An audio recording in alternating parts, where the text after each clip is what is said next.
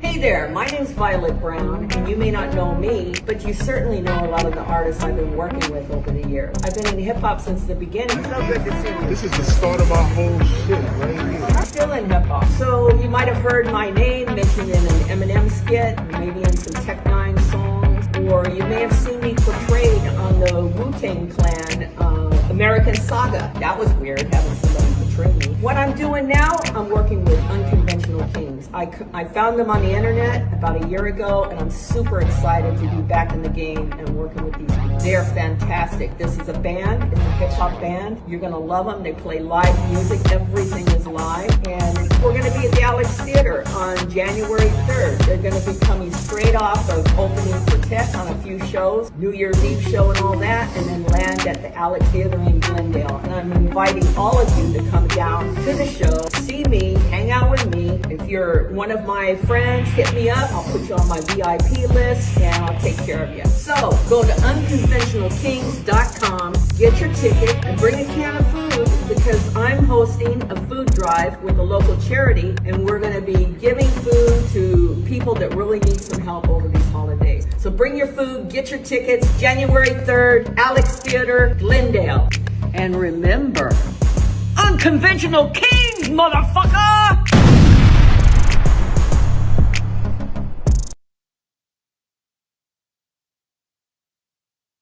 Welcome back, everyone, to another episode of Rhodium Radio, and I am your host, Tony A. the Wizard.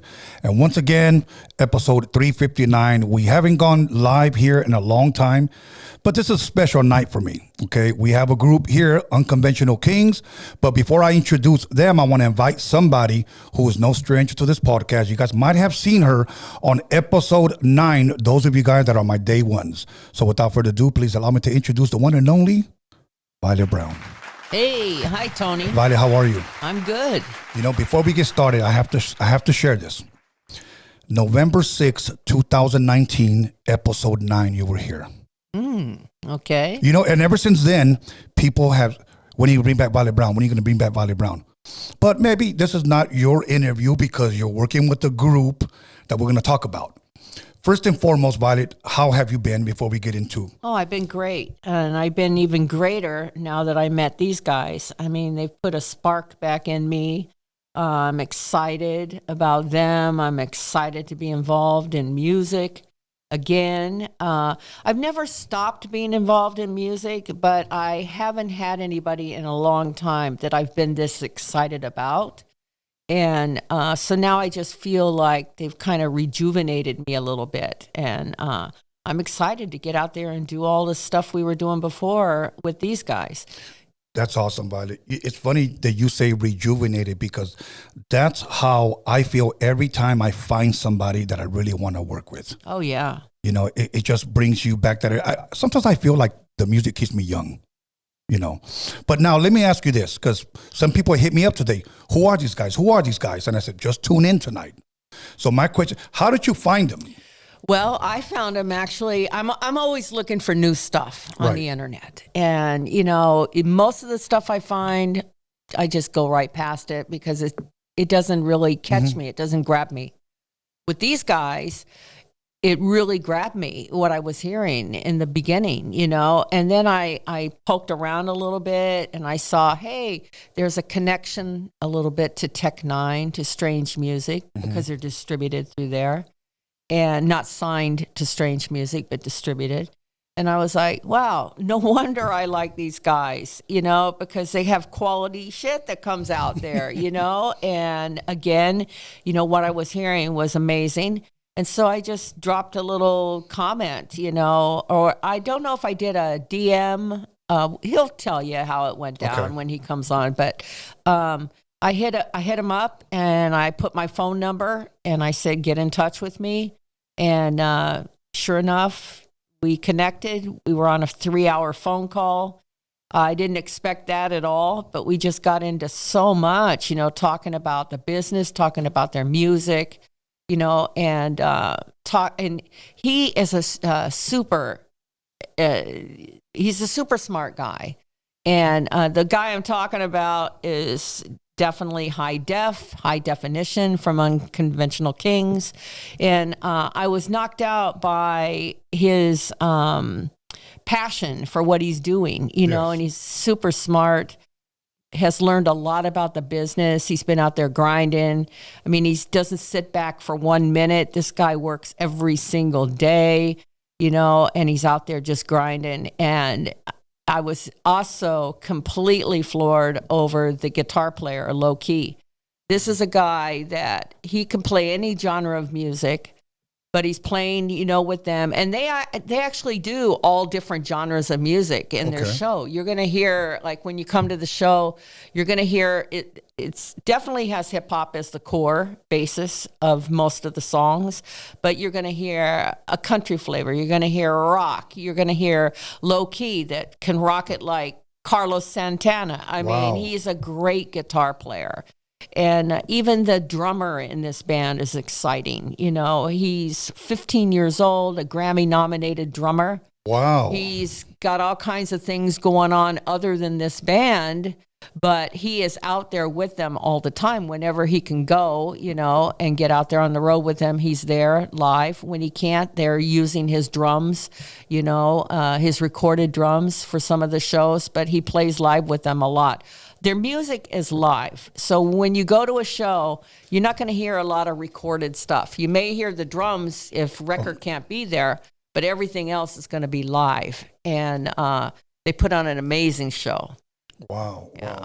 Wow. Now, okay, so you said that was a 3-hour conversation. That hardly ever happens. I mean, since I've known you, it's rare, or unless you could correct me, Violet, it's rare that somebody really gets your attention. Yep. You know, and I guess, so they reached out, and what was the next step? Was it like, I want to see you guys? Well, let me say something too. When you say you can't believe it was a 3-hour phone call, I can't either, because I hate talking on the phone. I do not talk on the phone to people. People know, text me, we'll take care of it through text. I'm not really talking on the phone. Right. So for him, and what was a 3-hour phone call seemed like about an hour. You know, I couldn't even believe how long we had talked on the phone. It was just that engaging. And I was so excited talking to him, you know, so. But what were you saying? No, I was saying, like, since I've known you, and I think I've known you since 1987 when Steve Yano had introduced us. Yep. And I was probably 19 years old. And you've always pointed out throughout the years what you like, but it's been rare that you say, oh, I like this one, so often, you know, but when you say, oh, these guys are great, I listen. So, you know, I listen. So one thing that I saw in your video was the intro video that you had said something like, okay, I found these guys on the internet, okay? And then there's a little clip of KRS-One saying, this is where all this shit started right here, you know? And believe it or not, Violet, even though I've known you since I've been a teenager, it's always been a great honor to be able to sit down and talk with you. And when you say, I don't like talking on the phone, that's why when we talk on the phone, I always say, I'm not going to take too much of your time, because I respect people's time. You can always take my time. You're different. You're like fam. Thank you. You know. Thank you.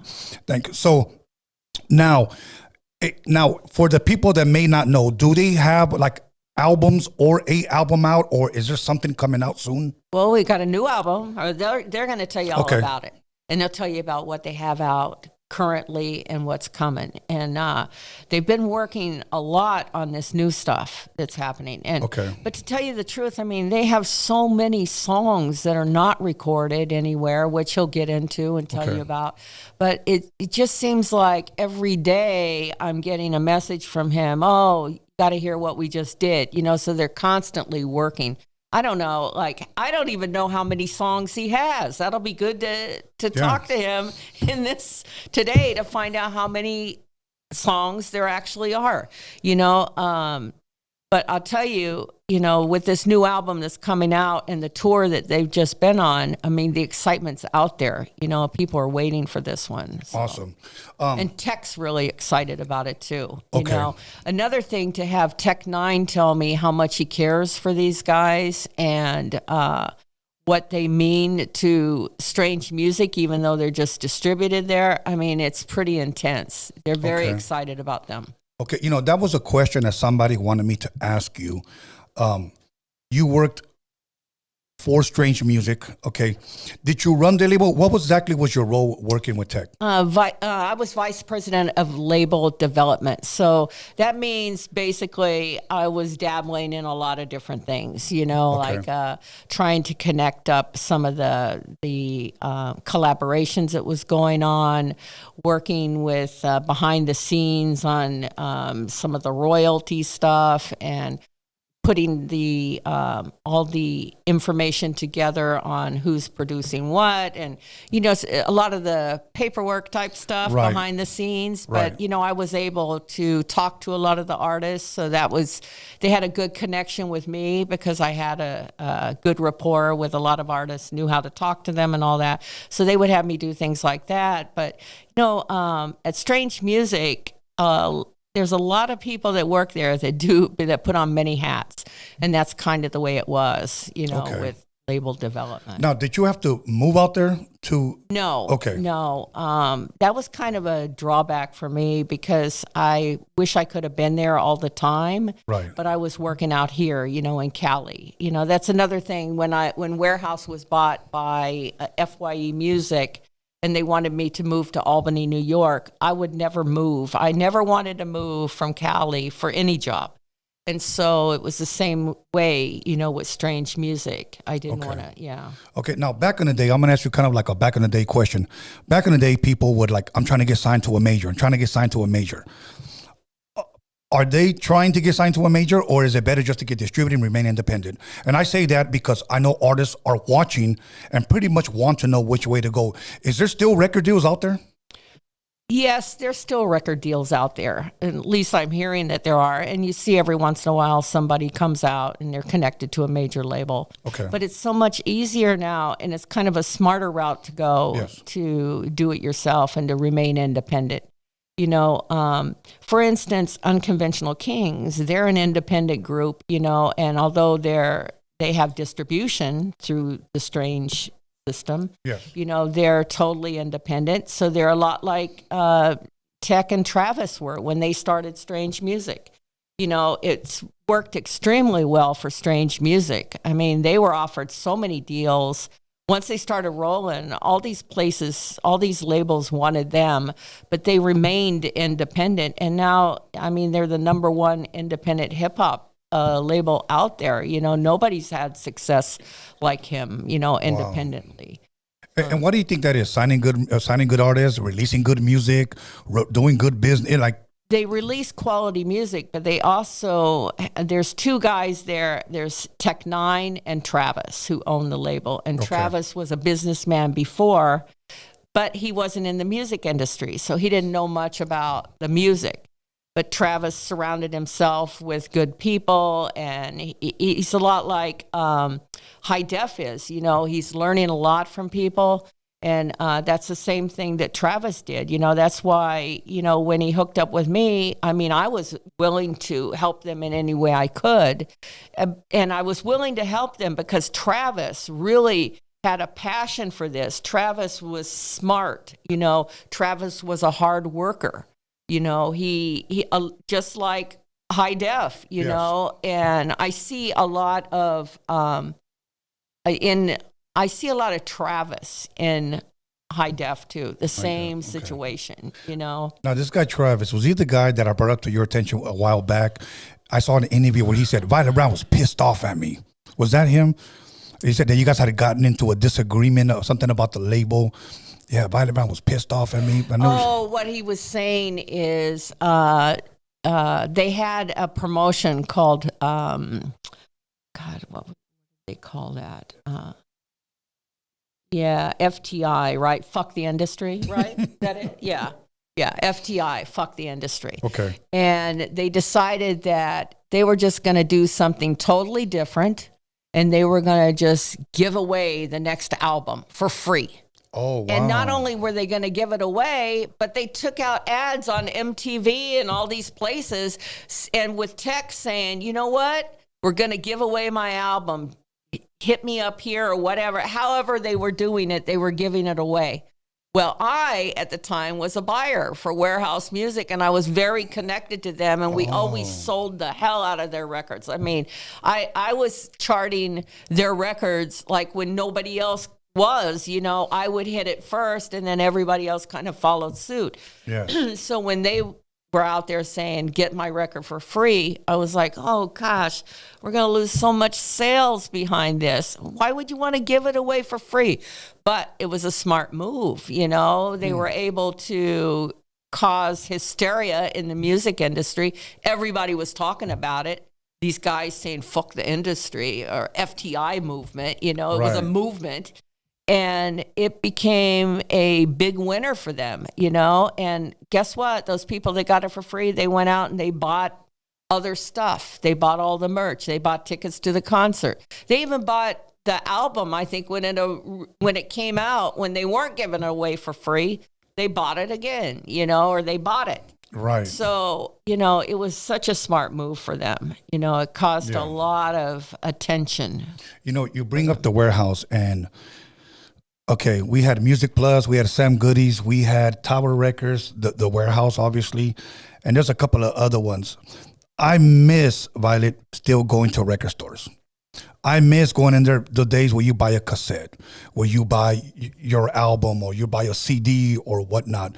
I think artists today, one of the things that a lot of artists today will never get to experience is that I used to go to the Warehouse, or sometimes Sam Goody's at De La Mama, and I used to stand there almost by my record and watch people buy it. And it just gave you such a good feeling. People buying my Leave My Curls Alone single, I'm Not Your Puppet single, sitting in the park or whatnot. And sometimes I would even say, hey, that's me. They wouldn't believe me, but that's me right there. I miss that. And today, even some artists will probably never, ever hear their song on the radio. I remember when I first heard my first song on the radio. Now, Violet, you working at the Warehouse for many years and breaking a lot of records, do you miss the record stores? Oh, of course. It was the hangout spot, especially when I had the one on La Brea and Rodeo, that was right in the hood. And that's where we had all those free concerts in the back of the parking lot.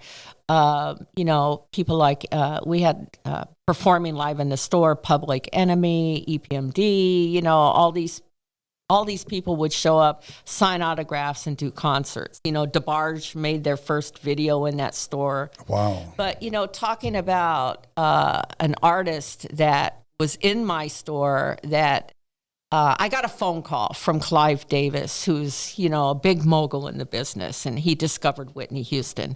And he asked if he could send Whitney down to my store to check out the store, and I could get to know her and all that kind of stuff. Yes. So limo pulls up, Whitney gets out, she comes in the store, and she just got on a pair of jeans and a nice, like a cashmere type sweater. And her first album had just come out.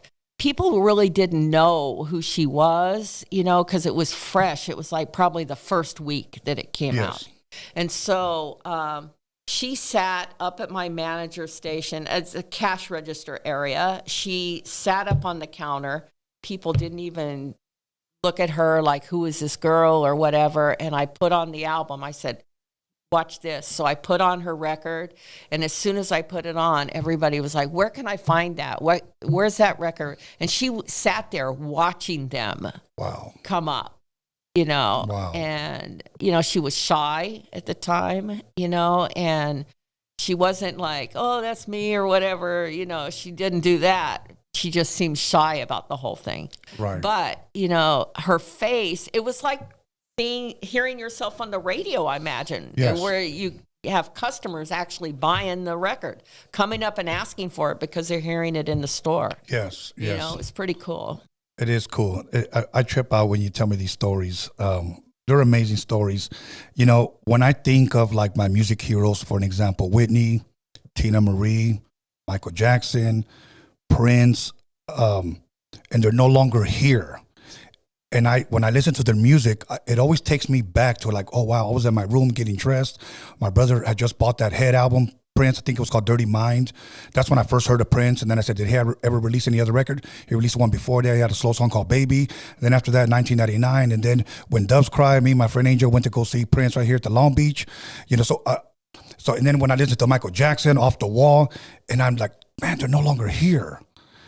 And that touches me because, again, you go to record stores and you buy the Michael Jackson, you buy the Whitneys, you buy the Tinas, you know, so, and we're getting older, you know, and we have these great stories, but I'm glad you're here, Violet. I have a great Prince story. You Please want me share. to tell you real quick? Prince is my guy, okay, by the way. So as a buyer, you know, I used to get invited to all kinds of cool stuff, right? And I had met Prince a few times, but this one time, he was putting out a record called the Emancipation Album, and it was a 3-disc set. Yes. And so they were having a listening party for it at Paisley Park at his compound in Minneapolis. So they invited me to go there to listen to the record, and I didn't know how many people were going or whatever. It ended up being, there was 14 of us all together, 13, and then one extra guy that was there with his little independent label that he was doing at the time or whatever. So we go and we're listening to the record, and he's playing every song one by one, 3-disc, right? So that's a lot of songs, and explaining how he wrote it, all about it and all that. And at the end, he said, would you guys like a demonstration? And the people that were there with me, the executives, and I think Kelvin was there too from VIP. And people, you know, we're all looking at each other, demonstration, what does that mean? And so he goes, give me a minute. And so we're sitting in this sound stage, and this is where he had all his rehearsals for his concerts and everything, big sound stage. All the lights go off in there, and there's no windows, so it's completely pitch dark. You can't see anybody. Wow. Then all of a sudden, a spotlight comes on the stage, like a purple spotlight right in the middle. And there's like 13 of us standing there, you know? And Prince comes out, and he starts doing a show for us. He did an entire show, and there's only 13 of us. And I'm standing, like if this was the mic for Prince, I'm right there in front of him, right? Like I could have grabbed his foot if I wanted to from the stage, you know? He does a complete show. That's awesome. You know, that's one guy. It's like pinch me, you know? Yes, that's one guy I wish I could have met. I've never met him. Another guy that's on my bucket list to meet, Clint Eastwood, one of my favorite actors. Oh, okay. Yeah. But Violet, we've come to the conclusion. I want to ask you something. Yesterday was 34 years. I don't know where I got 10 from. It was December 10th, 34 years that Scandalous album was released, Me and High C. Wow. So I was talking to Crawford earlier today, and because we had just got booked for another show in Crawford Arizona. Is High C. Yes, Crawford is High C. Folks. And he still won't tell anybody what the High C stands for. But I want to do something with you somehow. I don't know how we can collab to do it, but I want you to help us put together possibly a 35-year anniversary show for next year. Okay, let's do it. Yeah, we can talk about it. Maybe we don't know where we're going to do it at. Maybe we'll get Quick perform because AMG's album got released 1991. Second to the None, 1991. High C, 1991. And DJ Quick as the name, 1991. Yeah. So maybe we could do something, Yeah. altogether. And I don't know if you remember this, but back in the day, I used to do, around Christmas time, I would do a boys group home Christmas party for kids that were locked up, juvenile hall, group homes, that sort of thing. And you guys came out and did a show for us. It was second to none, Quick. You guys came out too and did a show for those kids. Yes. And that was really cool. They really loved that. I would always DJ, and then I would get acts to come and perform for them. Yes. You guys were one of the acts that came. Yes. And then about Jodeci came out on all these different people. And about 5 years ago, you had asked me, and I was there. We were making peanut butter and jelly sandwiches. Do you remember? Oh, yeah. We were making it for the homeless. Yes. And we made 3,700 peanut butter and jelly sandwiches. Yes. At a gym that I was helping manage in Long Beach. Yes.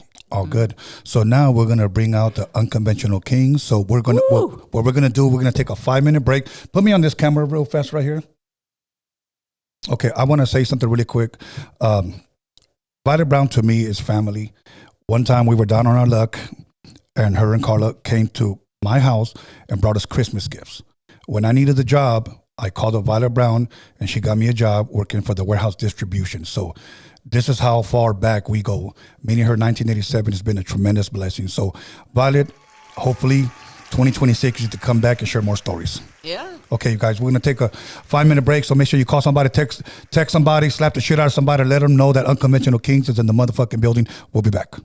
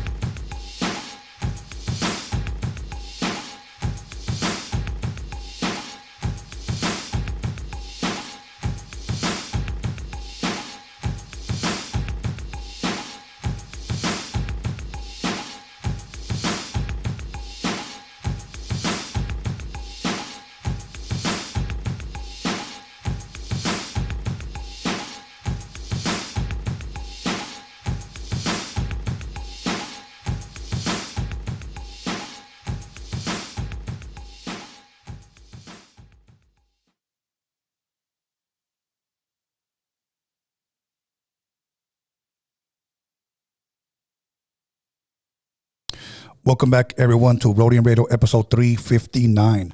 I'm not going to waste too much of your time, but make sure you call somebody, let them know that we're live tonight. We haven't gone live in a while, but this is a special night, okay? My good friend, my family, Violet Brown is here, and we got a very, very special guest. And they're going to be throwing the show January 3rd. So make sure you guys get your tickets. We're going to be talking to them. They're going to give you a little bit more info on who they are. So let's jump right into it with the one and only Unconventional Kingz with High Def and Low Key the Wizard. There's another wizard in the building. Okay. Brothers, how are you? Let's start over here, my brother. How you doing? Cool, man. I'm High Definition of the Unconventional Kingz. I'm sitting here next to my brother, one of my best friends in the whole world, more than a blood relative, you know what I mean? Yeah. Low Key the Wizard. And as soon as we found out from Violet that we were going to get a chance to come, she goes, well, we got a chance. And she told me a little bit about you. I'm like, man, we're there. Yes. Like, let's go. So, awesome. So we're super excited to be here. Okay, since you said that you guys are good friends, how did you guys meet? Who wants to tell the story? Oh, yeah, I'll tell a story. we met working at a car dealership. Oh, okay. Yeah, at about 2013. Mm-hmm. And, in that business, you wind up spending 12 hours a day, 6 days a week with people. And you start, you learn who people are real fast. Yes. You can't hide anything, right? And he's the same guy every day. I'm the same guy every day. And we clicked and our sense of humor lines up. And we just started hanging out, and talking a lot and became friends real quick. Car salesman, right? Yeah, and so that's where Unconventional Kingz comes from, because I was in the car business for a long time. You know what I mean? I did every job in the car business that you could possibly do, from desk manager, finance, all of those things, ASM, floor managers, all of that. And he had no experience in that business, but being a musician, a guitar player, like most musicians do, they hop in and out of gigs and they're trying to find a way to make money. And so we became like fast friends, but we almost had nothing in common. So you would normally think that people meet each other, they got all this stuff in common that they're going to talk about and they become friends. It was like the opposite for us. You know what I mean? We almost had nothing in common. And that's why we call ourselves Unconventional Kingz. We think that it's like right now, if you put the mirror up in front of us, we feel like we represent what this country really should be like. We should take all of our differences, and it really shouldn't matter, because when we're in a shared space, if we treat each other with respect and love, you never know who you're going to end up being good friends with. Yes. Man, who cares? You know what I mean? As long as, we keep this, even as Unconventional Kingz, the people that we keep around us as artists and stuff like that, like, the reality is don't cause harm to anybody else. Right. You know what I mean? And you can probably rock with us. Yes. You know what I mean? It don't matter if you're a 65-year-old cowboy or a 14-year-old gangster or a little girl or a kid, or it just doesn't matter. When we're in a shared space, it can be love and respect. And you just don't have that. You know what I mean? We don't have separation in our friendships and our fans, from the people. If you look at all the people that are involved with us, like Violet and our manager, Mercedes, our drummer is a 15-year-old Disney kid, you know what I mean? Like, it really doesn't matter if you look at the character of people, man. And so that's what Unconventional Kingz really is about. It's about it not mattering, Okay. Now, was he a good car salesman? Probably the best. Really? He was probably the best. Yeah. I would just get a customer and be running around like, what do I do? And then he would just come in and close that deal. Like, all the money I made in the car business was because of him. I was a terrible car salesman. Really? Oh, yeah, I was the worst because I was honest. It wasn't, hold on, wait. It wasn't, hold on, wait. I'm not knocking on him like that. I'm not knocking on him like that. But I mean, like, there's like steps in that business, right? And I just was brutal at it, dude. Low key might have a customer that they came there looking for a red car, right? And then you'd get out on the lot and they would, maybe they wouldn't find anything else and it would only be down to this red car. And they'd be like, you know what? Let's go in and look at some numbers for that. And low key would be like, yeah, but you don't really like red, do you? And I'd be like, oh, bring them in, man. They want to buy it. No, so but to keep it real, I was different in the car business because in all of the positions that they put me in, I never wanted to lie. So when I would go into, everybody buys a car, they hate going to the finance office because you got to sit down, listen to a dude try to sell you a warranty and tell you that your car is going to fall apart. And you're like, wait a minute, I just bought a car. Why am I worried about it falling apart? Why are you scaring me? That that's a position that people hate to be in. So I would always treat it totally different. I would just be like, hey, you just bought a car and that car's probably perfect, but you probably know people that take their car to the shop. You know what I mean? And they spend thousands of dollars to do it. And for a little bit of money, you can protect yourself from that. And it was always easy for me. You know what I mean? But when he was talking about those long hours that's there, like, you know, sometimes we get to work at 7 a.m. and it'd be midnight that night. We're still at work. Wow. Because the customer couldn't get off work until 6, which means they're going to get the dealership to 7. And it takes 3.5 hours to sell them a car. And then it takes an hour and a half to get the finance paperwork together. And then, you know, before too long, you're going to go to the bar and have a couple beers because it's 12:30 at night and your woman's at home. She's pissed already anyway. So you may as well just go ahead and go have some drinks and get to know each other. Right. And so one night we end up at a bar where karaoke is going on. Okay. Around what year was this, would you say? This is 2000, probably 15-ish, 2014 or 15, right? Yeah. Somewhere around there. Yeah, so we were friends for 2 years. Yeah, we had been friends. Before I had no idea that he could sing a note. I didn't know that he could play a guitar. We didn't know any of that. All we would do is we would be outside at work and he'd be beating on a trash can and I would be rapping Tech 9 verses. No shit. So flawlessly. Because Tech 9, I became a Tech 9 fan in '94. So I would just rap these verses that I knew, and he'd be beating on a trash can. Our friend, Third King RJ, would be there, and we would just be hanging out and doing it. But I never had ever thought about writing any music or anything like that ever. Or you guys coming together and being in a band. It didn't happen. That didn't happen until COVID. You know, COVID happened. Okay, walk us through. So you're at the bar. So the bar, yeah. So we're at the bar. And what did you end up singing that night? I sang When Something's Wrong with My Baby by Sam and Dave. That's right. Yeah. So I'm sitting there, and I still remember to this day, he had on like this black polo with some lines on. He had his hat on backwards. He didn't have this beard or anything yet at the time. And we're just chilling in this bar. And then he's like, yeah, man, it's my turn. I'm going to go ahead and go over here and sing this karaoke. And I'm like, okay, let me go over here and watch this guy. And blew me away. My father was a professional musician my whole life, and I heard him sing kind of like that. I had never heard anybody and he was just doing it so nonchalant. He was just kind of like looking at people, waving at him like while he was singing the song. And I'm like, he gets done. I'm like, bro, what was that? You were phenomenal. And he's like, oh yeah, you know, I bounced around with some bands and, you know, played some guitar for a while. And, yeah, you know, and every once in a while I play these gigs at this spot or whatever. And I'm like, this is crazy. So, believe it or not, that happens. I don't hear him play a guitar again until 2000. I don't hear him do anything musically ever again until, I want to say that it was 2017. It had to be like 2017. 2016. I go over to his house and I'm telling him like, man, because he doesn't work at the dealership anymore. We had to part ways at the dealership. So I told him, I was like, bro, I'm thinking about like this is starting to become too much. You know what I mean? Like this is being there 14 hours a day, da-da-da-da-da. And so we're just sitting there shooting the shit. And he sits down on his couch and just starts playing acoustic guitar. And I'm doing the same thing. I kind of start rapping some verses to it or whatever else it is. Still, this is nowhere near our minds. We're not, this is not being considered at all. So hold that thought. I just need to ask you one question. Yeah. That night at the bar and you sang that song, were you just like fucking around, or were you just, you know, like fucking having a drink? Let me just sing this song. Or were you really taking that shit serious? Like, no, it is kind of like fucking around. Like after a while, when you've been doing something for so long, right? Like musically, when you sing, like notes become muscle memory.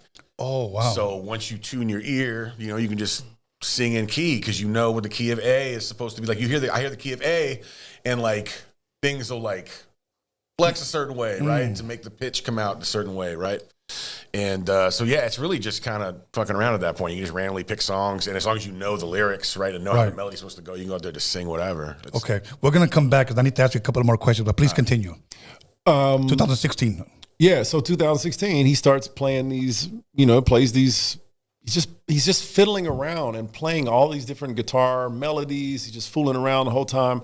I'm just matching up things that I know from listening to music for years and years. Do you still remember what you were spitting? Oh man, what did I I don't remember exactly what. Somewhere. I know I do too. I'll be ready. I don't remember exactly what I said. What was I rapping that day, man? It was. If you can remember, can you give us a Tech 9 16? A Tech 9 16, like a whole Tech 9 Or maybe 16. Let me see. I'm thinking,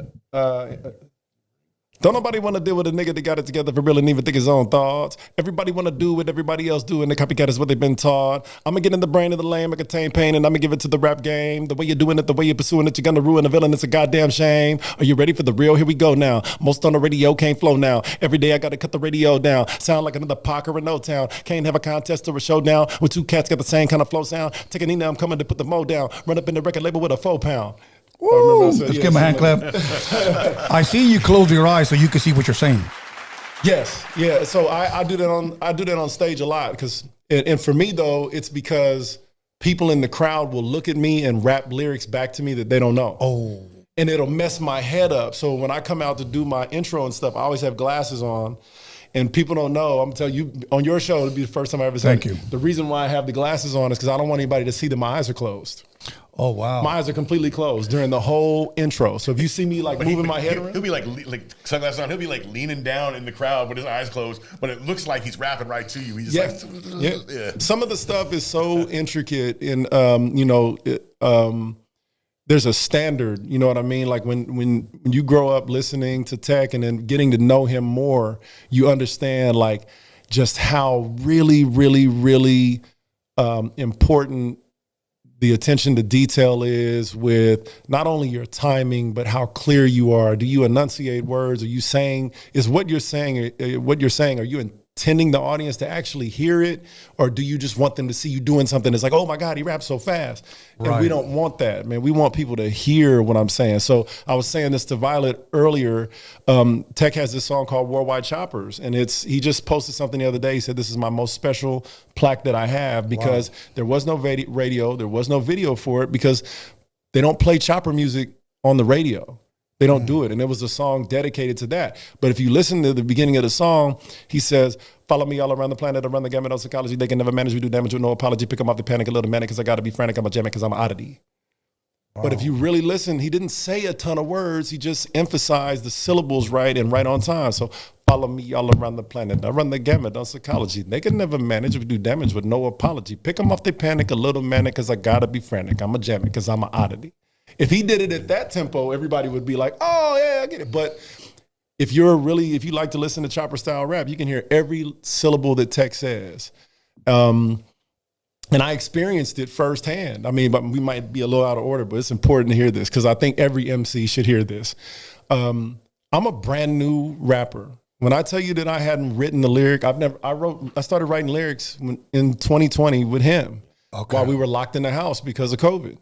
I had never written any lyrics before. So as I was working my way up, Joey Cool featured me on a couple of songs on a special edition. He put me on a song with Tech, and Tech kind of heard it, and he told me, he was like, hey, man, you rapping now, Herb, listen to you, man. You really elevating.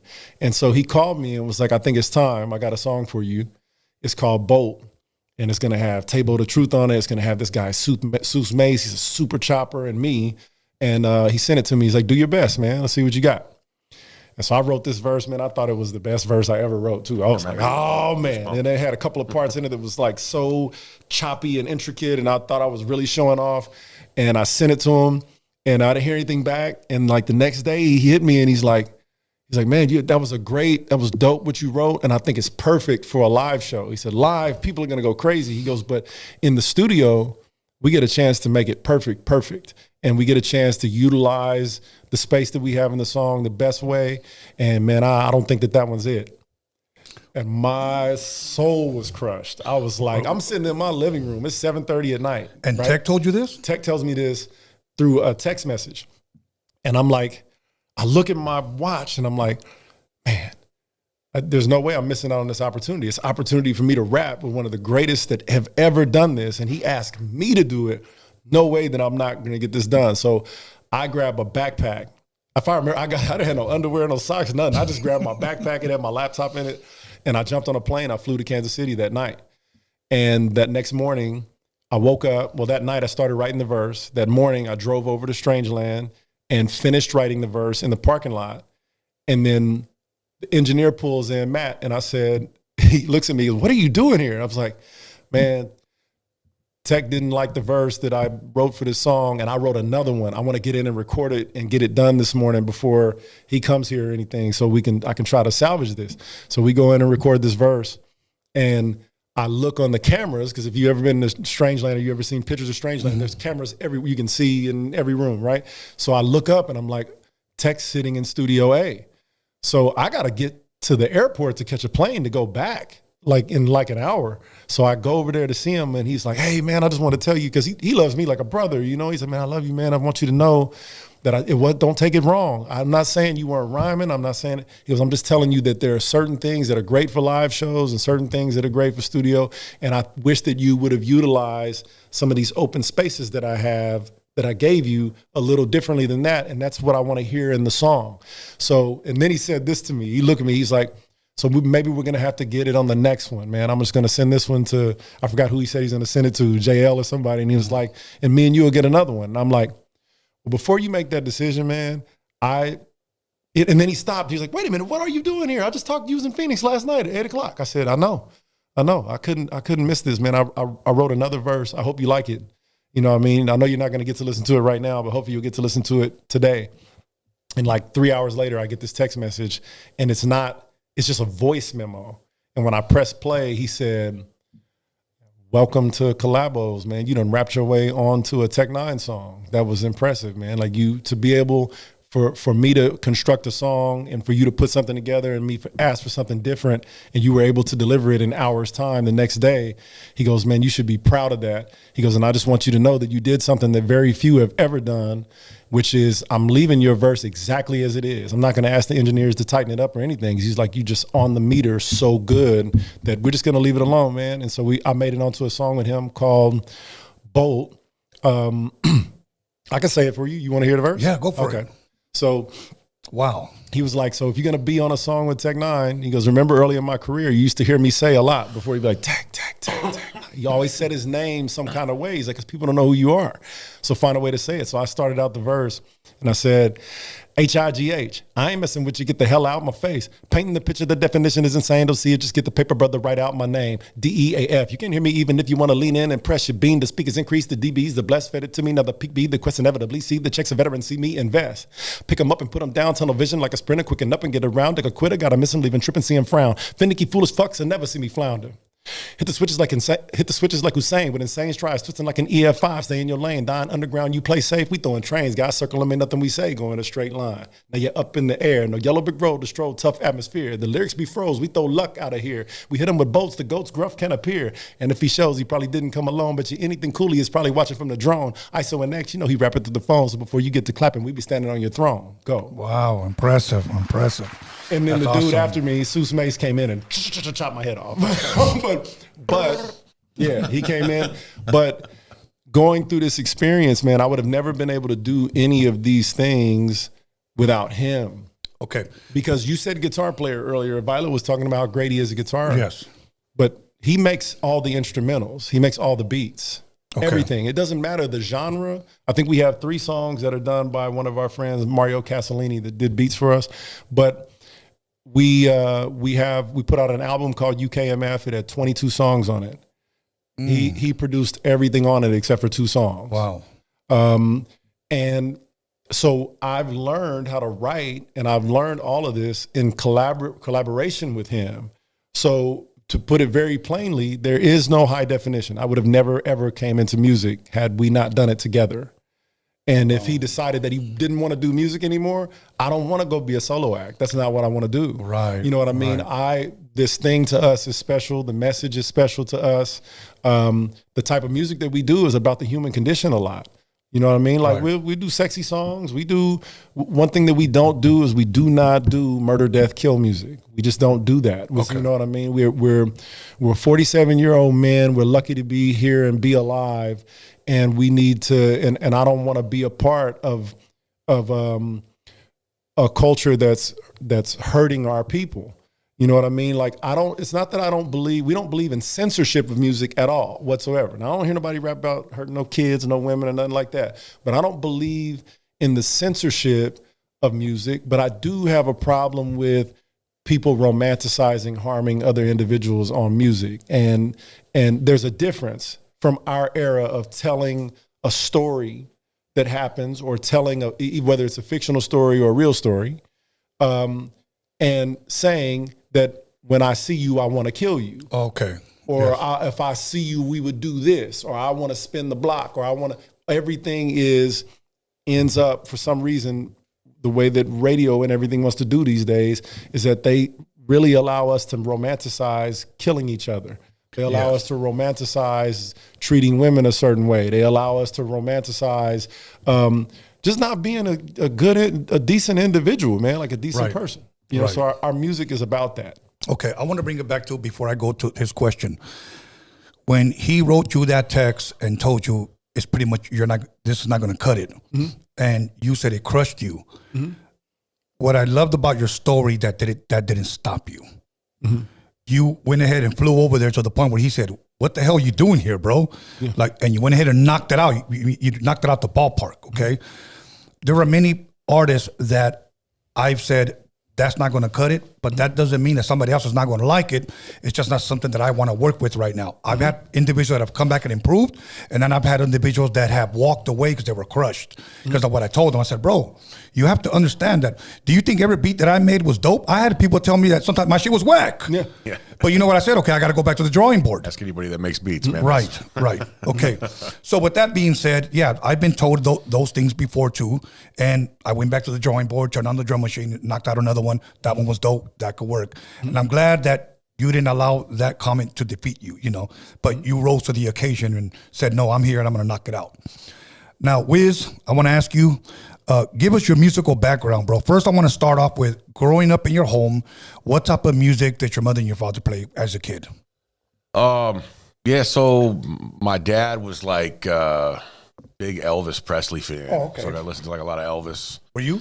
And then I like, I wasn't like into all of like the old 50s bops, right? All the little bop songs and stuff, but like a lot of the more epic songs he did, I like those.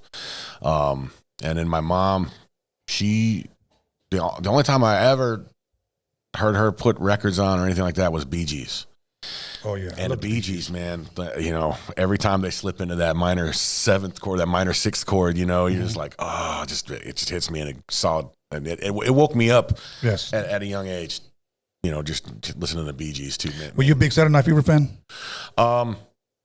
I was more of a How Deep Is Your Love fan. How Deep Is Your Love? I love all the chords, right? All the pretty chords. So the first thing that happened to me musically, I remember when I was a child sitting there, and I don't know, it was on TV, and Claire de Lune started playing, which is a piece by Debussy, Claude Debussy. And it's a very famous piano piece. A lot of people might not know it by name, but if you look it up and the moment it starts, you're going to go, oh yeah, I know this piece. And it hit me in a certain way to where like, it made like tears appear in my eyes for no reason. I didn't have any kind of like connection to it, or I wasn't thinking of some other moment, right? It was just happening in that moment. And I think really what was happening was like, music was just like choosing me in that second and being like, look, and it affected me. And I had to figure out why that was so powerful, right? What age was that? I was around 8 years old, 9 years old, something like that. Wow. Okay. And how soon after that did you start dabbling into, let me get this damn guitar or, this whatever? I was 9. 9 years old. And I was 9 the first time I was. Did anybody in your family motivate you like, hey, said you like music so much, well, let's get you a guitar? Or how did that happen? Not until later, no. That was like much later when I started and just focusing mainly on the guitar. Now, the first reason is the only thing I naturally was able to do was play the drums, because I could naturally separate my limbs. I have a very good understanding of rhythm and drums, and but my parents were like, "Nah, if you're gonna play an instrument, it's got to have a volume knob, right?" So I was like, "Sure, whatever." I didn't care what instrument it was. Was it acoustic or electric? Electric. My dad had a guitar that he kept in his closet. It was a 1964 Fender Jaguar, and he had an old 1964 Supro amplifier, and that's what I started strumming on. That was like when I first started making noise on a guitar. It was on that, and then it wasn't until like my 17th birthday that he had traded in the guitar to get me a brand new Fender Stratocaster and a brand new Crate amplifier that I could play, and I was really thankful for it at the time. But then, of course, later growing up, you're like, I would give anything to have that 1964 Fender Jaguar, dude. Like, but now, did it take you long to learn how to play? It's taken me my whole life. Okay, kind of elaborate that, because since I've never played an instrument, help me understand that. Okay, so going through like the basics of like, this is what chords are. You learn chord shapes with your hand and like how to strum it and how to properly do it so that you're not hurting your hand, right? So once you learn the chord shapes, there's chances are you're not doing it right, and that's why it hurts your hand so much. So you got to figure out, you spend enough time figuring out how to play the chords so that it doesn't hurt your hand. And then you got to be able to change chords and to do that in time. And that, I had this little Casio keyboard. It made horrible noises, but it had a metronome on it. Oh, so you'd hit a button, boom, boom, boom, boom. Yeah, so it'd keep time, and I would change chords with it. And so that point takes, about, depending on how much time you get to practice, anywhere from like 6 to 8 weeks to 4 or 5 months. And it took me a few months, being a kid, and then after that, you start delving into genres, right? And then that's when I believe the actual learning process begins, because you're stepping into other artists' minds and learning how to play things. And I was fixated on guitar solos, of course, at first, right? The most mind-blowing. So the first thing I was learning was like Randy Rhoads guitar solos from like the first 2 Ozzy Osbourne records. That's what I want to ask you. Who are some of the guys you covered when you would practice? that was A1 was Randy Rhoads, and then it was Eddie Van Halen, and then I get like all these other reasons why I listen to certain guitar players, right? Like later on in life, it really became David Gilmour, because you get past all the impressive techniques and the shredding, and then you find a guitar player that can just place one note in the right spot, and it just crushes an entire libraries from other artists. Wow. Right. Because I don't have to go into how, memorable Pink Floyd is and how great they are on a musical scale for many reasons. But so yeah, after I got out of like the Flash and then I started hunting tones, right? How guitars sounded. So even in that following Ozzy Osbourne, still one of my favorites, Zakk Wylde. His guitar tone, even with all that distortion and stuff, is just like there's so much emotion and feeling in it. He's still able to keep a really good tone to it. So I chased that for a while. I've been chasing that too, like my whole life, tones. But it wasn't until I felt boxed in that things really started to change. And playing metal, you can get really boxed in because you start doing any kind of differentiation of things or changing modes. People go, that's not metal. Well, that's not metal. It's like, well, all of a sudden there's always people telling you what you can and can't play. So now you got the metal police on you. Oh yeah, the metal cops come real quick. If you're a guitar player, the metal cops show up immediately, right? Wow. And I just started breaking out in other things. And in fact, the first band I was really ever in when I was like 19 years old was this like clean guitar-ish type of funk jazz fusion, and it was all instrumental work. And just crazy instrumentals. And I really feel like it was less of a band and more of a school of like us all learning how to do different time signatures and how to really feel rhythm pockets. Right. And that's where I picked a lot of that up, was in that group. There was a group called Size, and it was like way back in the day, But those guys were great. Awesome. I'm going to twist your arm in this question right here. Yeah. Greatest guitar player of all time. Oh. So,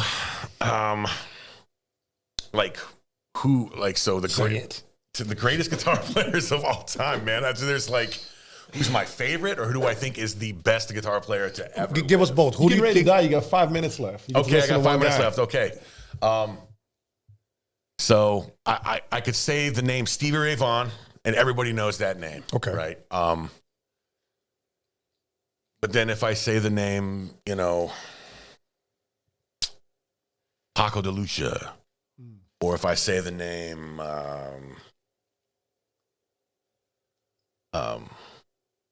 I'm just there's lots of guitar. So you got to dig into classical guitar players. Okay. If you want to see who the greatest guitar players, and I think one of the greatest guitar players in the world right now is Anna Vidovic. She's she's here in the States, and she's a classical guitar player, and I think she's just the most amazing person alive right now that's playing guitar. Okay. You just tripped me out right now because, like I said, I'm not a guitar player, but I love music. I love musicians. I love guitarists. But there's a movie years ago, I'm sure I probably remember, you guys probably remember, it's called Crossroads. Oh yeah, that's the standard guitar player movie. Yeah. Okay. Yeah, for real. At the very end, when the Karate Kid, I forgot his name. Ralph Macchio. Yes. Yeah. He couldn't compete against that dude. In the rock band. And what did he jump into? The most intense and toughest style of guitar playing alive, which is Baroque classical guitar playing. Yeah. So right now, when you said classical, that's what it reminded me of. So Yeah. They're the best. Classical guitar players are the best as far as that instrument goes. wow, You I can't didn't know get that. you can't get tougher music to play than that. I love classical. I just don't know too many composers, but when I hear them, I'm like, Shazam it or Google it. Who the hell is that? Right, right. But I love it. I love that. Okay, let's bring it back. How does it happen for you guys to say, let's do something? Well, wildly enough, what he just got through saying about his dad's favorite artist was Elvis Presley. My dad's favorite artist was Elvis Presley. Really? My dad actually did a show in Vegas called Elvis in Living Color. He had an article written by Time Magazine on him. I think I might have heard about that. The guy that wrote the article said that if you went in the room and closed your eyes, you would have thought Elvis Presley was still alive. And because my dad didn't do an impersonation of Elvis Presley, he felt like that was an insult to Elvis because he obviously didn't look like Elvis Presley. Right. He wanted to do a tribute show to Elvis, so he played that show all over the country. And I just want to interject here too. My dad went to Vegas a lot, and I remember my dad telling me the greatest Elvis impersonator he's ever seen was a black guy. So I know for a fact he was talking about his My dad was the only guy there doing a show at that time. It was a black Elvis, doing a black Elvis show, and but again, you're talking about somebody in Elvis Presley who obviously gets a rap because his where he learned his musical stylings from. Yes. You know what I mean? But it's still, the sound of it was just as appealing to my dad's ear as it was to his dad's ear in two completely different parts of the country, 1,700 miles apart, completely different backgrounds. His dad was in law enforcement. My dad was a professional musician his whole life. And my mom was a keyboard player. I never considered playing instruments. His parents played no instruments and were not musicians, and he did. So everything is so unconventional that I think you were getting ready to ask me where did it come from? How did we end up deciding to do it? Yes. It started out in my kitchen. And it's a super funny story because we didn't the shit hadn't hit yet. Like the stores, they weren't throwing you out of the stores yet. We found out that night because we wanted to record something and all I had was an iPad. And on iPad, they have a program called GarageBand. Yes. And so we didn't know how to record anything, but we knew we had GarageBand and we found out that we needed this connector that would allow us to record it. So we're driving all over West Valley, Phoenix, trying to find this. We're going to Walmarts and whatever else it is. And we finally get to this last Walmart out at Estrella Parkway. And as we're walking through the electronics department, all of the managers just start coming out and going, everybody's got to go outside. Everybody's got to leave right now. Wow. We're finding out that COVID is happening. Like they're shutting the Walmart down while we're in there. Wow. You know what I mean? There were no mask mandates or anything yet. It was just craziness that people were getting sick. And so they throw us out of this Walmart and we're driving back and we're just kind of dejected because we're not going to get to record this music that we want to record. And we've been looking for hours. So as we're driving home, I'm like, man, let me look on OfferUp, man, and see if anybody's got this thing. Sure enough, a guy was selling one on OfferUp and he lived like 4 minutes from my house. Oh, wow. So that night we go and pick up that piece. We go back to my house, plug it all in, and we record a song called it was like We All Need Love or something like that. Okay, now what genre would you say that was? Man, it was almost like reggae rap. Reggae rap, yeah. It was, it was. I think I said in my verse it was literally it was the first thing I think I ever wrote, and I think I said, "What we need is love, even with social distances in the midst of us twisting us, telling us to stay away from each other. Please pray for me, brother," something like that. And it was like we got done and he went home and like kind of put it all together and I heard it. And it was the first time I ever heard myself on a song. I always ask a rapper that question. How was it when you, I like to say rewind, so please forgive me. You record, you rewind it, you hear it. What did you think? I had to ask him. I was like, man, does this sound good? And he was like, sounds pretty awesome, bro. Like it sounds good. And I think it was only like 8 bars or something like that. And, but that definitely sparked, okay, now we need real equipment. Now we need to have the ability to really record ourselves. So over the next 4 or 5 months, I built a studio in my house. I'm talking about brought a guy in, had him fabricate a booth big enough for him to be able to sit in and play, and put a amplifier in whatever you would bring over there. I forgot what it's called. But at the time, were you just playing just guitar? Well, we were making the beat. making the beat on GarageBand. And then I was playing guitar, and then I sang too. I sang my first song too. Yeah. We went. So I think so the ways that my days would work is I would get up at 4 a.m. and I would go to the gym, and I would stay at the gym from like 4:30 to 6. I'd leave the gym about 6:30 after a shower, be at my desk at work at 7 a.m. Work from 7 a.m. to whenever we close. I might be getting done at midnight, and I'll be hitting him going, all right, man, I'm on my way to the house. And he would leave and come to my house, and we might work from 12 till 3 a.m. And then an hour later, I would get up and go to work. And we did this for months on end. So we started writing music in April of 2020. The very first time we walk on stage to present that music and play it for anybody is July the 8th, 2022. How did that show come about? So our manager, Mercedes, she's been helping with promotion in Phoenix and all over the country for her whole career. And because of that, we had a relationship at the Marquee. And when Tech Nine would come to town, he would always play the Marquee Theater. So we go there for this show. And afterward, or during that show, like Tech had called me before, and he was like, "Hey man, I'm gonna bring you up on stage." Like he knew we were trying to start the thing, but he didn't know nothing about it. And Tech is a musical snob. Like he'll just be real with you. If you don't like it, he just won't be anywhere near it. He's not gonna promote it. He's not gonna talk about it. And he was like, "Man, but I want to bring you up." He goes, and we had been doing this for years. He'd bring me on stage, but he was like, "This time it's different, man. I'm doing this medley. So don't leave after the first song. Like stay up there with me. You know everything. So you know all the songs, and Tech will not let you come on stage unless you know all the words, because you can mess him up on stage too." Yes. So he brings me up. We do this, and this crowd is going crazy. They're obviously not going crazy for me, but I remember going up in the balcony and looking down at the crowd and being like, "Man, how am I gonna get our shit to here? Like, how do you get it to here?" But I knew I was there. I was around for the entire rise of strange music. Like even prior to Tech meeting Violet Brown, I was already a Tech Nine fan in Kansas City, like since '94. So as I'm looking at this crowd, and I know, I'm like, man, we're in our 40s. Like, what is the plan? Like, how am I going to pull this off? And so after the show, I end up going backstage, and the lady that runs the Marquee, her name is Tracy. And I played her a song that we have called Ashes in the Wind, which is our favorite song ever. It's not a rap song at all. It borders on country, and it's got a few genre changes. It sounds like rock a little bit, but then it does have a verse in the middle of it. She hears this song, and she goes, "You're opening for Bone Thugs and Harmony in July." Just like that?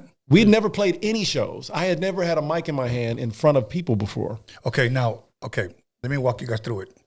They tell you guys are going on in 10 minutes. You guys walk to the stage. Okay, you guys are on. You guys walk on stage. What are you guys feeling? So we didn't have it like that. We had months to prepare. So she told us that in April. The show wasn't until July. So we had April, May, June, and so we had 3 months to practice. Right, but this is your first show. This is our very first show. That's what I'm saying. Was there butterflies? Were you guys nervous? From my previous experience as a performer, I demanded rigorous rehearsals from this guy. Well, I mean, we did. We were rehearsing. We were rehearsing probably 5 to 6 hours a night for 3 months, not taking days off. Like, I mean, we were running our whole set. The first time we ever went on stage, we did 30 minutes. You got to be able to do it in your sleep. Yes, we did 30 minutes. And I, at Strange Music, one thing that you're not allowed to do ever, and not any that we would want to do it anyway. We don't have any lyrics on our tracks at all. We don't rap over our words. There are nothing. There's some dub words here and there for emphasis for the crowd. Right. But if I don't rap a word, you don't hear something. You don't hear nothing. There's nothing there. If he doesn't play the guitar, you don't hear nothing. There's no guitar tracks on there or any of that. And that was important for us to do. Now, we know that it's Bone. We know that Bone has a huge following in Arizona, so we know it's going to be a big show. So the first time when we walked on stage, if you want to talk about the last 10 minutes up, we kind of have a ritual that we do, because once we go into the mode where we're getting ready for stage, I'm probably around pacing, saying my first line. My biggest fear as an MC is that I'll come out and forget my first line. Because I don't think you ever record. I don't think you ever recover from that. So I'm always over there repeating my first line, using I got shortness of breath, but it ain't COVID. I got shortness of breath, but it ain't. I got it in my head. And then I'll go over to him at some point right before we start. We fist bump, and then we separate. We're nowhere near each other before we get ready to come on stage. We come on stage at different times in our intro anyway. But for that particular show, I had the craziest butterflies, but I really felt prepared. Awesome. I felt like I was ready for it. But I always joke with him. Like he was fine with it apparently because he had saw us rehearse it and nail it so many times at home. But I always thought like, man, this guy could have walked out on stage with me and I could have went out there and bombed this. I could have came out here and forgot the words. I could have done all of this stuff. But as soon as I heard the first beat, it was like, we rehearsed this at home. We don't work with it. We don't have a DJ on stage with us. Our entire show tracks are just done. They're spaced out with timing for me to address the crowd in between the songs and all of that. But if our show is 30 minutes, our show track's probably going to be 29 minutes and 58 seconds, and we're going to walk off. What was the crowd reaction when you guys performed? They went insane, man. It was like we were direct support for Bone Thugs. So because we sold the first show that we had, we sold I think 111 tickets or something like that. We sold out of merchandise that night after we did our set. But like coming out and looking and just, if you haven't seen the Marquee Theater, like it looks like there's people that are going forever. You know what I mean? But it didn't matter. I was really rapping to like the first 3 rows of them. You know what I mean? Yeah. But he played a flawless show. Like the goal for us always is, it's some Tech 9 lingo, but a show is a flawless victory. We want a flawless victory. Awesome. We don't want to flub here. I don't want to miss a word there. Right. I don't want to mispronounce something. Like I want to give it to them all the way. So when we got out there and we heard the crowd's reaction, it was chills. Like even thinking about it right now, it was chills because we had people that told us, and with all due respect, Violet has a great history with Bone Thugs and Harmony. We're Bone Thugs and Harmony fans. A big podcast happened the next day and the podcaster went on. He goes, the Unconventional Kingz were the best act of the night. Wow. And it was the first time we ever performed. So it was kind of like, all right, well, where's our ceiling at? You know what I mean? Yeah. Where we saw how these people were affected by it. We saw that, we brought 80 pieces of merch with us or something like that. And out of 1,500 people, we sold all of our merch. We didn't even have anything else left to sell. We were like, man, we can activate these people. And we don't even have a single out. Wow. We were just performing. So the way that we ended up building the album is called UKMF, and it stands for Unconventional Kingz, motherfucker. Like that's just what it stands for. But when we were building that album, it became easy for us because we had already played 100+ shows across the country, and we knew what songs the fans reacted to. Yes. So we built the album through fan reaction. We didn't put something out and go, you're going to love this. We let them tell us that they were going to love it, and then that song made the album. That's awesome. So it's almost like if I could share this with the fans that are watching, maybe there's some artists out there. Would you say it's safe to say that, like, let's just say if you're doing a lot of shows, maybe throw a new song out there just to see how they react, and then to know if maybe we'll continue to do it later on down the line? Yeah, always. We work them in. So we'll work them in. Like, so on this last tour, we introduced a few songs that fans had been asking about, like there's a song called Mexico that was the first thing that he ever wrote and even came over and performed for me at the house. We worked that into a set. We have a song that's not out yet called Long Days, Short Nights that we started working into the set, and we can see how people are reacting to them.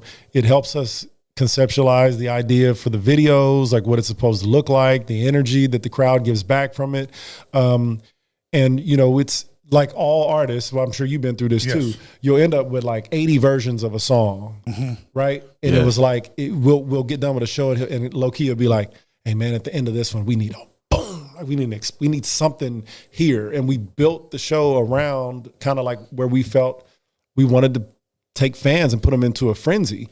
Like that's the plan, is to take them on this roller coaster ride. Never take them down for too long. You know what I mean? Yes. But we want to take them on this roller coaster ride. Well, when they get done, like we want them to feel worn out. Like we saw this happen. We felt so fortunate to go out in front of X-Rated's crowd. X-Rated has a gangster rap He had at that time a pure gangster rap fan base that were fans of his as he was in jail, as he was incarcerated.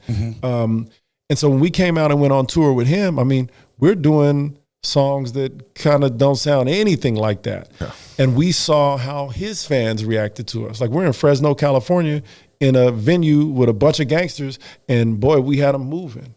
You know, and we left there. And then the next tour that we went on was with King ISO, and King ISO does a lot of mental health music and a lot of chopper style music. And his fans reacted the same way to us. And then we went out with Mayday. If you know who Mayday is, they did Fragile with Tech Nine. They have a much more groovy type of a fan base that likes melody, and they've got a bongo player, drummer named Noms on stage, and their fans really liked it, and Ace Hood's fans really liked it, and we played in front of some rock. We played in front of Hollywood Undead, and their fans really liked it, and so it's. I don't even think we don't even have a genre. I wouldn't call us. It's so hard sometimes when I'm picking the shit when we're getting ready to distribute it, and they're like, "Okay, pick these X amount of genres that the song fits in." I'm like, it doesn't fit in any of those genres. Okay, I have a question for Wiz right here. Yeah. If somebody would ask you off the street, "Hey man, well, you know, what genre are you guys?" Because I hear you guys play so many different things. Music. Unconventional Kingz, motherfucker. That's usually what we say. Unconventional Kingz, man, because it's just driven from a love of music. You know what I mean? And like growing up, you know, we were kids in the beginning stages of like hip hop. You know, we were kids, but still like felt the impact. I felt the impact when I was a little kid of like Run DMC and LL Cool J and Beastie Boys. You know, when that stuff hit, it was just like, what is this, man? This is amazing. And then I really started falling in love with a lot of the music tracks because you could like always move to the beats of hip hop, you know. And I start to pick out things. I'm like, well, that one kind of was like rock, and this one was like this. And then when, you know, Eric B. and Rakim had that East Coast jazz upright bass, but you know, thing going on, I was like, oh, this is sick, you know, like the jazz breaks and like. And then when the West Coast thing hit, you know, it was like, I love like G-Funk. Like that is one of the best styles of music I think that's like ever been created. And I love all music. And I view all styles of music, all genres of music as like seats in like an orchestra. Okay. But hip hop itself is the conductor because it's the voice of the soul, right? Right. You have all the instruments that create the sound and the music of the soul, but like what's the voice of it? And hip hop is the true voice of it. You know, the true voice of it. So Unconventional Kingz, motherfucker. That's it. That's your answer. We try to tell our fans to say that all the time. So for instance, like when we come out and do our show, it's very important to us what we're saying to the crowd. So we know we have music that sometimes people might feel like it's politically motivated music, you know what I mean? Like it can be considered heavy, but I come out on stage and the first thing that I do is I talk to rappers. Like I'm talking to rappers, and I'll slow it down because I want people to hear it. But I got shortness of breath, but it ain't COVID. Hailing from the middle of the map. They don't know. This bro can throw boulders the size of glaciers from the North Pole. Now that's cold shit, sticking like it's the froze spit from these dicky mouth hoe chicks. But I ain't did this before, so I'm anxious. Real music goes way over the head of the brainless. I guess they looking for bangers, aimless lyrics from famous niggas. Just famous because they famous and they the lamest niggas. Never did nothing to try to help us gain as niggas. Want to gain from niggas? Smell this game from the pillowcase that I want to strangle niggas with when they don't seem to care about a culture full of people that support their career and they got brown skin too. Young ones look at y'all like leaders of the brown skin crew. Remember when y'all was members of the brown skin youth when a Richard Millie wasn't all up on your brown skin suit? You brown skin fool. I ain't saying you can't have your wrist froze or wear crisp clothes. Understand these kids disposed of with no love. To them, your platform for show drugs. They consume you, they go up, especially when you show love, you cold thug. Next time you want to get up on your live because your audience big and your numbers strive, remember you might have a fan or two, might be getting ready to try to take a gamble you. Stop them from tripping and put a hammer, two pen, a fire in a barrel, not a bullet through them. Not your fault, but understand you can have them anytime you want to start the cam. Right words at the right time could change fixed eyes to a bright shine. Speak to their mind like you're Royce the 5'9" or run the jewels, you fucking fool. Without them, you ain't even got a pot to piss in. When you was in school, you didn't even listen. And we can't afford to let them do that, man. These kids ain't on stage or pursued by fans, and they live in a world that don't like their dad, so that's how it is. So empower kids, so when they're not a kid, they ain't always trying to search for where the bottle is, and they don't feel like a failure without a model bitch. Oh, damn. And that's how our show starts. Wow. It starts with that. And then it's how are we different? And then it's about our friendship. When I get ready to ask him, I'm like, hey, man, me and Low-Key started this group. And then I called him, and he's like, I'm down. Okay. I asked him a question, and I put him on the spot, greatest guitar player of all time. Yes. I'm going to ask you a couple of questions, okay? Here we go. Greatest boxer of all time. Who's the first person that comes to your mind? Give me an answer. The greatest boxer. Don't repeat my question. Just give me the first name that comes to your mind. Mike Tyson. Okay, Mike Tyson. Greatest baseball player of all time. Ricky Henderson. Greatest football player of all time. Patrick Mahomes. Okay. Greatest basketball player of all time. Michael Jordan. Greatest rapper of all time. Tech Nine. Hey. I'm glad I got asked this question. There's levels to that for me. Okay. Because the greatest rapper of all time can't just be about rap. Okay. The greatest rapper of all time has to create opportunity inside the culture. And I don't think that there's a better example of that than Tech did. Violet mentioned earlier the FTI campaign and what they did with Absolute Power. Tech put that album up for free, and then they did 300% of the sales after that. 300% of what they projected. Yes. What he did is that he showed artists in a real way, that you can own the merch, you can bring your own crew with you, you can bring your own sound with you, you can make the shirts, you can design them, you can do all of those things, but the most important thing is that you can never stop rapping. And he never stopped rapping. When you go to Strange Music and you go and look at the compound in Kansas City, the 6 buildings, and they have Strange World and Strange Works and the Strangeland Recording Studios and HQ, and you have all of these things, and you just realize that they don't owe a penny on it. They built it themselves with their own construction company, and it all happened because no matter what changed in the industry, Tech kept rapping. He kept rapping his life, and he created this blueprint for people like Snow the Product. He created a blueprint for people like Token, who he just got through doing a song with. Like he created this thing that said, you know what, the majors, you might be really fucking talented, and the majors really might not fuck with you. True. Like they did with Tech Nine. Like when he went to Perspective Records with Jimmy Jam and Terry Lewis, and that didn't work out. And that's Janet Jackson, right? Right. And then he ends up on Quincy Jones's couch. That's Michael Jackson, right? That didn't work out either. Then you go back home and it don't work out with your homies either. And then all of a sudden, here comes Travis O'Gwen, who says, I love what you do. I don't know anything about how to do what you do, but I do know how to do this thing over here. And so because Tech was willing to be moldable, because he was willing to stand on his own, and because he moldable to me stands out. Yes. And he's elite when it comes to lyrics. Tech don't write nothing that doesn't make sense. I challenge anybody to go listen to a Tech Nine record and tell me that there's not a beginning, middle, and end to every verse that he does, that it doesn't all end up making sense. Now, like most wordsmiths, like Crooked Eye says, sometimes you gotta change the pronunciation of the words per se. Right. Make them do what you want to do. He said, I can take Thursday and what he say? He said, he said something like, I can make Thursday rhyme with Thursday. Okay. Or if I'm thirsty or something like that. Right. I can't remember exactly what the lyric is right now. It's making me mad. But Tech to me is the complete package of the MC. Tech just did an anthem for the FIFA World Cup. He's the only guy on there whose voice appears on his song.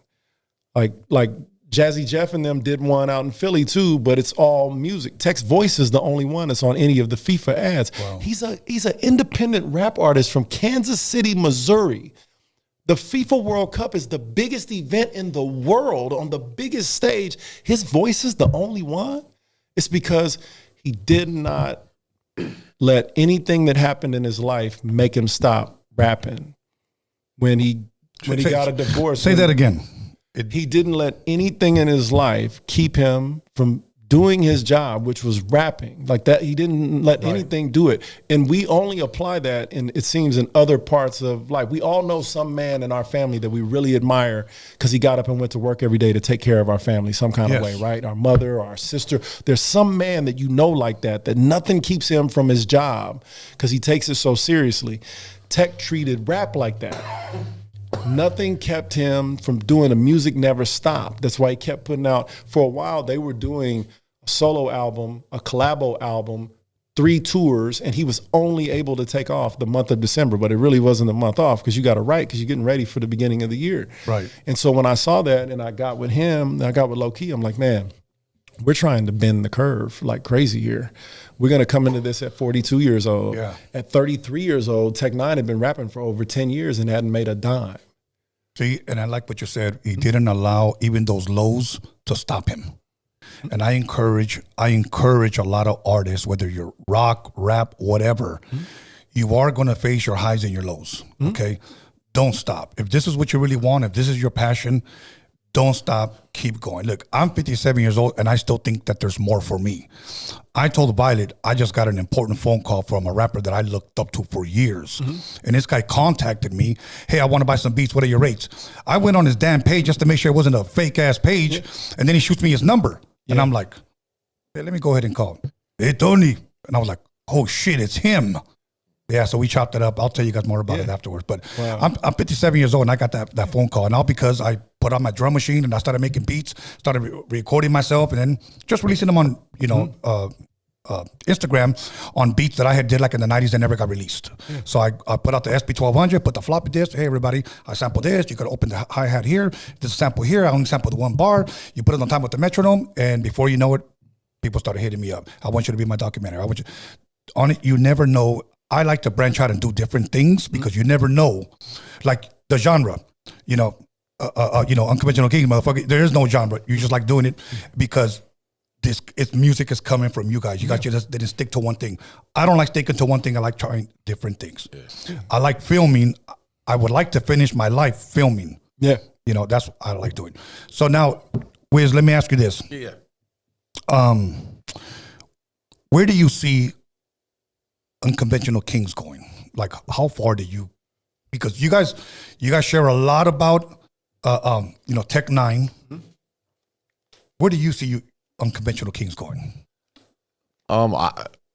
Honestly, the only direction I see it going is up, man, and people enough like it. Honestly, like it doesn't even matter like how many people like it. It's just the fact that the people that have heard us and have seen us live, they love us and they want to see us again and they want to listen to the music, you know what I mean? And they want to be a part of it and everybody's welcome. So to me, it's get it only to the world, man. Yeah. Get it to the world and let them figure it out. You know what I mean? And I think to touch on something that you were saying earlier about keeping going, I think every artist can keep going if they just decide to write their life and keep living life.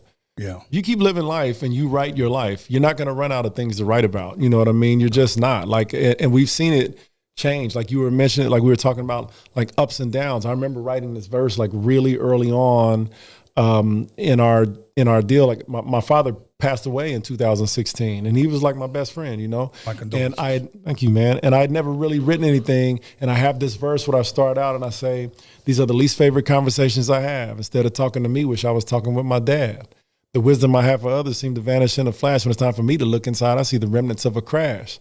Fire flickering, puddles of tears, and lovers bickering. You know what I mean? Like, I'm writing the life. I'm writing my life. Like, yeah, man, I wish I was talking to my dad. Yeah, man, some of my relationships were fucked up because, you know what I mean? And you talk about that, but it's the human condition because at some point you might hear me and relate it to something.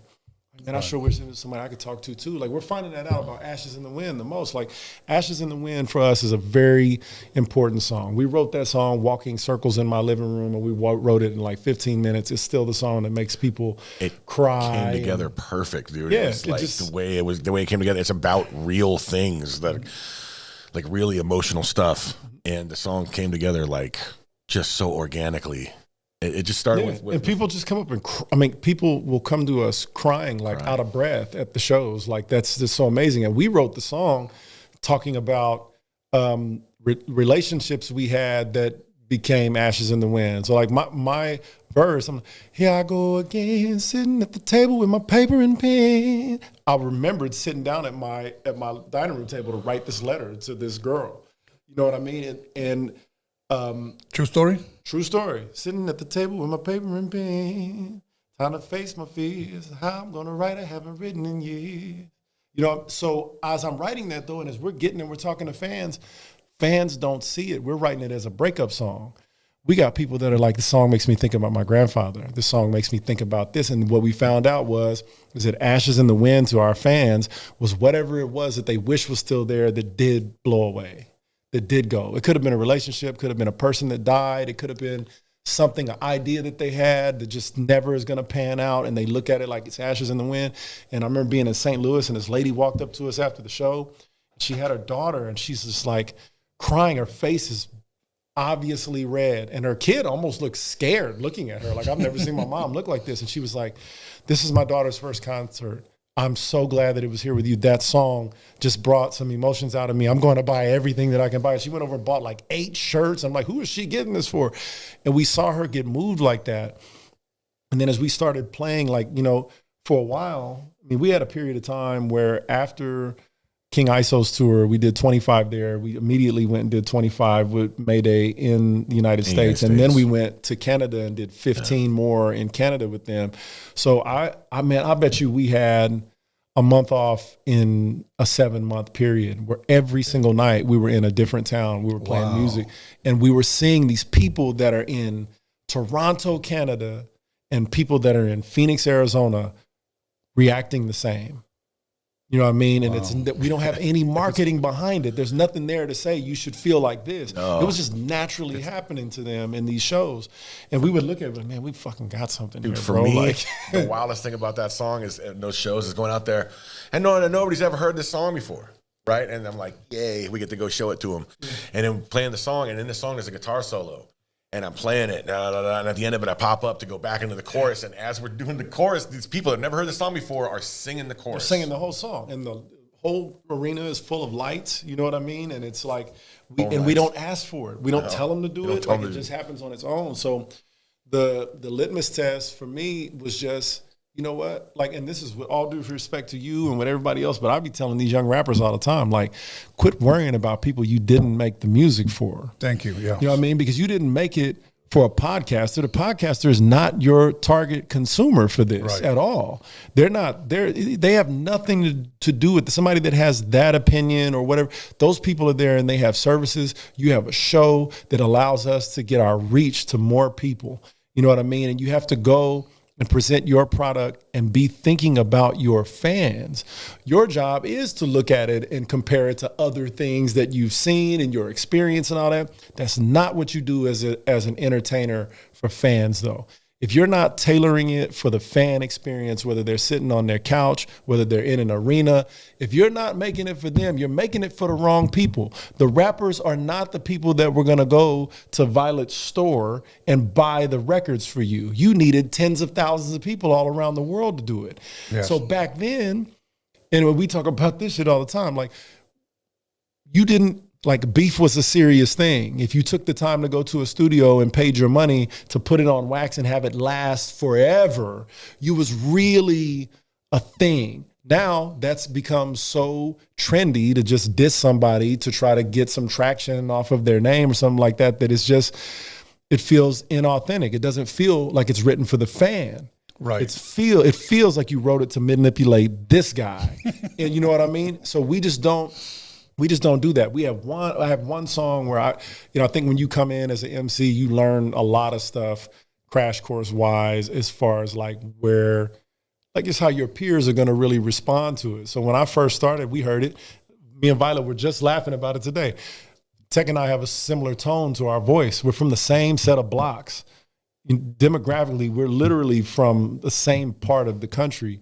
And like when I try to communicate to my fan, it doesn't have anything to do with where I'm from or anything like that. It's trying to meet them where they're at.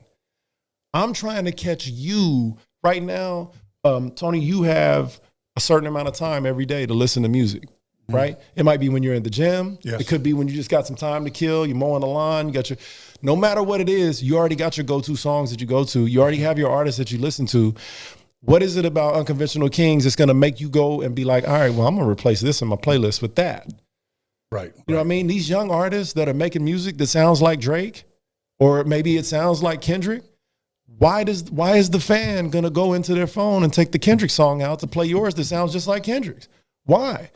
You're not meeting them where they're at. You're meeting them where he met them at. Yes, yes. You know what I mean? You have to find a way to go find your fan. So that's why we picked so many different ones. It was funny because today at the gym I was bumping the Rocky theme, the soundtrack. Oh yeah, you playing it at the house. I make them play it in my house. Yes. Okay. So cool. Yeah. Quick story. We did. We just did like a little run of shows. Yeah. And we're driving down some treacherous terrain coming from Oregon into Northern California. I mean, it is like fog, rain, sideways, and we're on this spot where it's like the downgrade is like 8% or something, and it's swerving.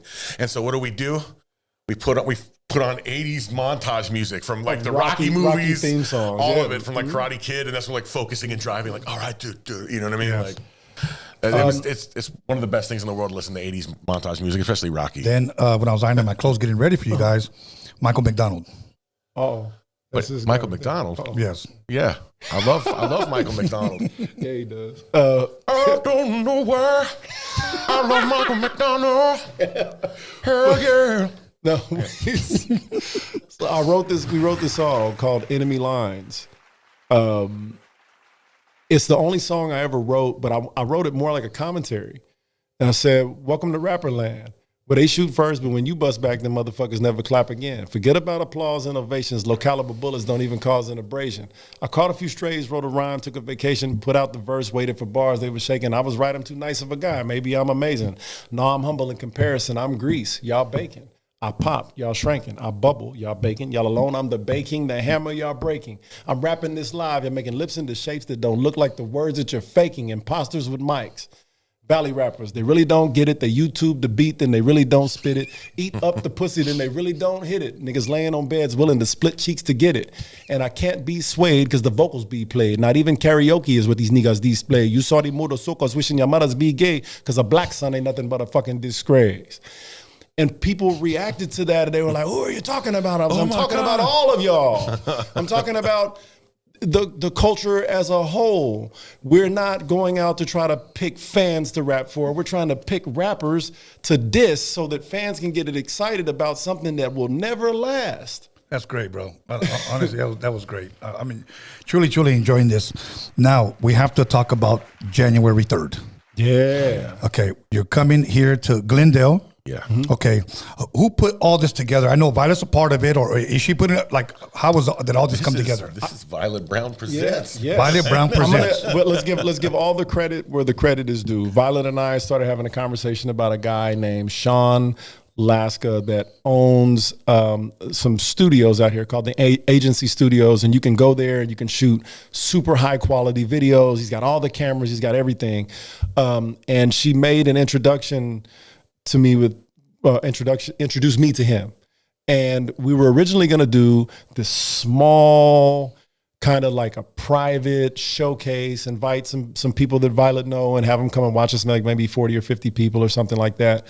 And Violet and I ended up going over to have a meeting with him, and it became, we became aware that the Alex Theater was willing to host this event for us. And if you're not familiar with the Alex Theater, I got familiar with it recently just by taking a look, but it's a beautiful venue. Like if you were ever going to come and see a show, you'd want to come to a place like this. Yes. You'll have a seat of your own, but I think 36-foot video wall behind there, Wow. you're going to see a show like we've never done before. I can't even tell you everybody that we'll have there to do it, but I can just tell you that my intent is for everybody to leave there feeling like they experienced something that they haven't before. Yes. We've never felt like we're not in competition with other groups. We're not in competition with rappers or guitar players or anything like that. I want to see if I can make the fans wonder when we're coming back before we leave. That's the whole point, is when we get ready to get off stage. Like, I think it was the first time ever we had a situation in this little town called Cave Junction, Oregon. And those people really truly they wanted us to do the entire set again. Like they wanted us to do an encore. They were willing to pay us. They were just like, no, we want the whole thing from the beginning to the end. Go outside and come back in again. Like, yeah, for real. Like, it was wild. And these are people, you know what I mean, that never get a show.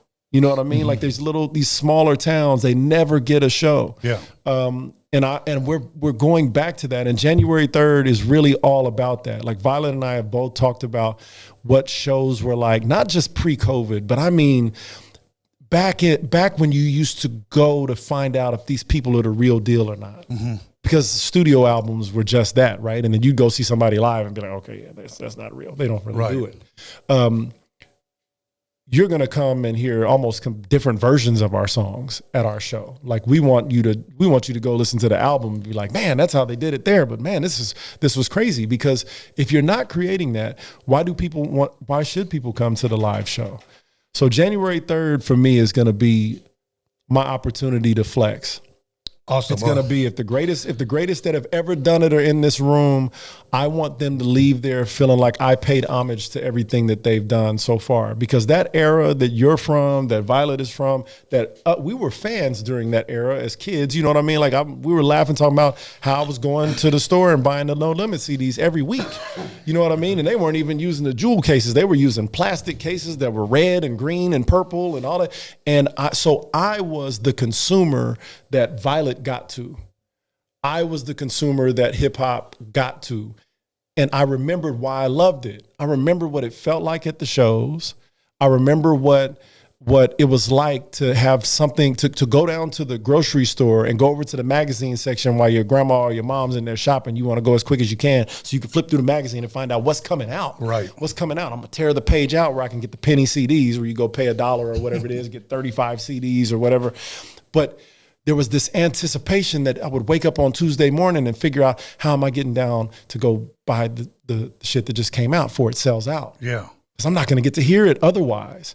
That's gone now. Like people just know they can get it at the tip of their fingers at any time. But you can't get January 3rd the way that you're going to get January 3rd, 2026 one time. There will never be another January 3rd, 2026. Right. There'll never be another first time Violet Brown presents the Unconventional Kingz. And from some of the people that I've heard are going to potentially be in that building, I want them to leave there feeling like these motherfuckers are it. Like Violet's on to something again. Like she got it right again. She found something else that is innovative and that is going to be this thing again. And the old school idea of coming to our shows and buying some physicals and, you know what I mean, us taking pictures with you and hanging out at the show, like that part feels like it's gone. Yeah. Like that time has come and gone. It don't have to be. Right. It don't have to be. What a great way to start the year. First and foremost, I was excited when Violet told me I want to listen to you guys' music, but now I'm more excited because I'm going to be there. Yeah. I want to feel that experience, you know. Just recently, we were in Arizona. We played at the Van Buren, and I want to give a shout out to my boy Bobby on a Sunday afternoon. He booked us. We went out there. He probably had it in and out about 2,500 to 3,000 people that went in there. We had such a great time there, and I'll tell you why. It reminded me of a 90s crowd because few people had their cell phones out. Everybody was participating in the show. Mm-hmm. I miss that, bro, because today people want to record the moment instead of enjoying the moment. Right. Mm-hmm. I want to enjoy the moment. So I'm really, really looking forward to January 3rd, man. So we're going to give it all we got, bro. So thank you guys for being here. So we'll start with Wiz. Wiz, any last words, anything I didn't ask, and then shout outs. No, yeah, I just got two things I want to say. One is I want to back up that statement you made about people writing and digging, delving in. Like if you're an artist and you need to write. You need to let go of the handrails, and you need to light, and you need to listen to stuff that's outside of the music that you're doing. You need to listen to all kinds of styles of music. The moment that he said, "Let's do it," and I said, "All right, yeah, we're going to do it." In 1 year, I had written over 60 completed original pieces of music for us to do, for us to work with. So you have to just completely dive in, and yeah, that means cutting off social time, right? So do that. You have to dive in and be the artist. Let music grab a hold of you and do the thing. And number two, you got to have goals, right? And not just financial goals, right? Everybody wants to be rich. Al Capone wanted to be rich. Everybody wants to be rich, right?